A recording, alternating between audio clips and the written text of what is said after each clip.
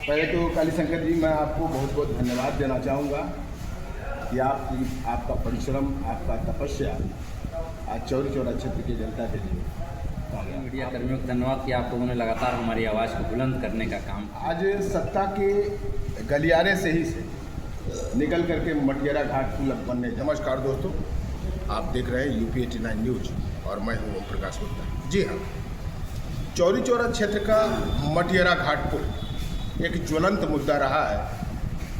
सधना, जोगिया और जयराम पुल सहित तमाम गाँव के लिए अब शासन ने इस पुल को पास कर दिया है, जिससे 15 किलोमीटर की यात्रा करके जो लोग इन गाँव से पहुँचते थे, अब इनके लिए पुल बन जाने का रास्ता सुगम हो जाएगा। लेकिन मैं आपको बता दूं कि जयराम पुल, सधना और जोगिया गांव के इस मटियारा घाट पुल को लेकर के ओबीसी पार्टी के राष्ट्रीय अध्यक्ष कालीशंकर यदुवंशी ने धरना प्रदर्शन से लेकर के फ्लैग मार्च तक किया। इस पुल के लिए बड़ा ही संघर्ष किया। आज हमारे साथ हैं, हम इनसे बात करेंगे और जानेंगे यहाँ के ग्रामीणों की समस्या है और ये भी जानेंगे कि इस पुल के बनने के बाद किन किन गाँवों को फायदा होगा। तो आइए हम बात करते हैं कालीशंकर यदुवंशी जी से। धन्यवाद। पहले तो कालीशंकर जी, मैं आपको बहुत बहुत धन्यवाद देना चाहूँगा कि आपका परिश्रम, आपका तपस्या आज चौरी चौरा क्षेत्र की जनता के लिए कामयाब। आप लोग को भी, सभी मीडिया कर्मियों को धन्यवाद कि आप लोगों ने लगातार हमारी आवाज़ को बुलंद करने का काम किया। आज सत्ता के गलियारे से निकल करके मटियारा घाट पुल बनने जा रहा है। कैसा लग रहा है? ये बहुत अच्छा है। बड़ा लंबा संघर्ष हम लोगों ने इसके लिए किया और बधाई की पात्र चौरी चौरा की महान जनता है, जो हमारे जैसे व्यक्ति को अकेले जो मैं चल रहा था, उनका आवाज़ मिला और एक क्रांति की रूप, इसे क्रांति हम कह सकते हैं। क्रांति परिवर्तन करती है और एक क्रांति के द्वारा, एक जन आंदोलन के द्वारा यह संभव हो सका। आप देखे होंगे, आप भी उस वक्त थे, 2021 में कवर किए थे, जब हम लोगों ने मटियारा घाट पर हजारों लोग बैठ के महाजन पंचायत किए थे। उस वक्त आश्वासन मिला था कि जरूर नेताजी आप पुल हम लोग बनाने के लिए शासन को प्रस्ताव भेज रहे हैं, परंतु विडम्बना देखिए, साल भर इंतजार किया गया, नहीं हुआ। फिर आप लोग भी थे कि जो हम लोग का तीर्थ स्थली मानी जाती है चौरी चौरा शहीद स्थली चौरी चौरा की, वहाँ लगातार चौरी चौरा का सबसे बड़ा धरना 13 दिन तक लगातार जो चला, वहाँ ये प्रमुख मुद्दा था मटियारा घाट का पुल। वहाँ भी उठाया और वहाँ पर भी हमें आश्वासन मिला। उसके बाद भी इंतज़ार करता रहा हम लोग। फिर उसके बाद हम लोगों ने जन यात्रा निकाला। जन यात्रा के बाद भी आश्वासन मिला और लास्ट में हम लोगों ने जाकर के फाइनली हम लोगों ने सोचा कि चलते हैं, देखते हैं। और हमने इसके लिए मुख्य सचिव से लगाए, प्रमुख सचिवों तक, PWD के तमाम अधिकारियों तक और मंडलायुक्त महोदय को जाकर के हम लोगों ने ज्ञापन दिया। इतनी लंबी संघर्ष के बाद जब यह पुल स्वीकृत होगा तो निश्चित तौर पे एक नया उमंग और एक ऊर्जा बढ़ी है चौरी चौरा के लिए। और मैं धन्यवाद देना चाहता हूं शासन को भी।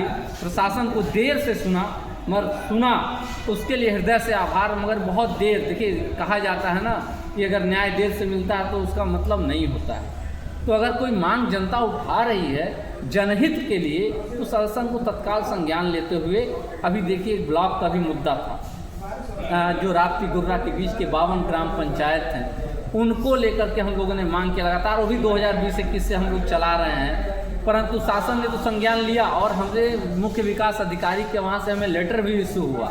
और लेटर इशू हुआ कि भाई आप आइए, आप 75 नव सृजित ब्लॉक बनाने हैं उत्तर प्रदेश सरकार को, और आपको उत्तर प्रदेश सरकार ने आपको प्रस्ताव स्वीकार किया है और लिस्ट में 63वें नंबर पे ये लेटर, मैं अपने आप से नहीं बोल रहा हूँ, ये आधिकारिक लेटर है जो मुख्य विकास अधिकारी के द्वारा मुझको जारी किया गया और मुझसे गांव की लिस्ट मांगी गई। हमने गांव की लिस्ट दिया और उन्होंने भी शासन को भेज दिया, परंतु मैं नहीं जानता कि क्यों अभी तक यह ब्लॉक क्यों नहीं हुआ। नगर पंचायत बनाने के लिए नए विचार को हम लोग लगातार मांग करते रहे।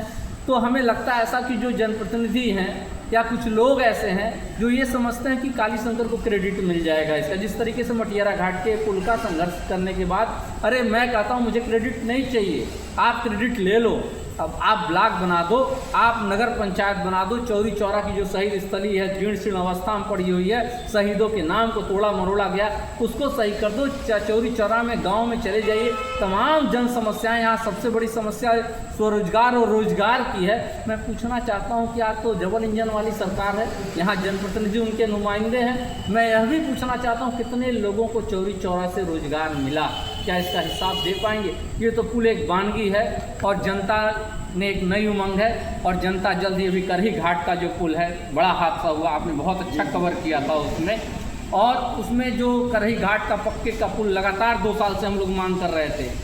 शायद जो जनप्रतिनिधि है, जो शासन प्रशासन इंतजार करता है दुर्घटना का कि घट जाए और कोई मुद्दा खड़ा हो उस पर हम भजाने का काम करें, ऐसी मानसिकता नहीं होनी चाहिए। सरकार की मंशा हमेशा जन कल्याणकारी होनी चाहिए। भाई सरकार हम सबकी है, मैं सरकार का विरोधी नहीं हूँ। अगर हम कोई मांग उठा रहे हैं तो इसका मतलब मैं सरकार का विरोधी नहीं हूँ, हम तो सरकार का सहयोग कर रहे हैं कि जनता के मुद्दों को हम आपको दिखा रहे हैं कि आप करिए। अगर आप करिएगा तो निश्चित है सरकार की वाहवाही होगी, मुझे कोई क्रेडिट नहीं चाहिए।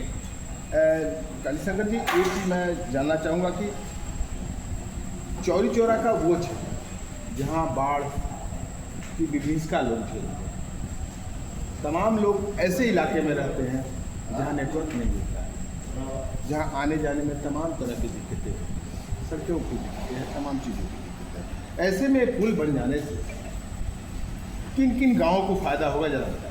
भाई देखिए, जो सगना है, जयराम पुल है, जोगिया है, उधर बिशुनपुर मटियारा, तकरीबन 2 दर्जन गांव के लोगों को एक बहुत बड़ी सुविधा ये प्राप्त हो गई। अब आज जाके देखिए, वहाँ तो दिवाली आज मन रही है, उनके चेहरों पे मुस्कान है केवल खबर सुनते ही। मैं अगर चाहूँगा शासन इसको त्वरित गति से टेंडरिंग करा दे और जल्दी से जल्दी पुल बना दे।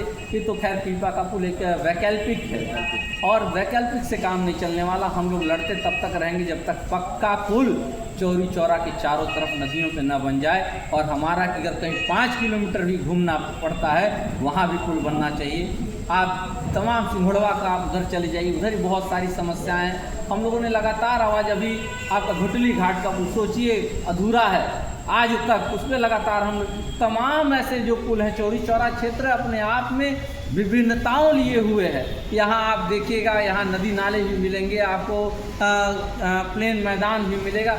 ये ऐतिहासिक पुरातत्व स्थली भी है।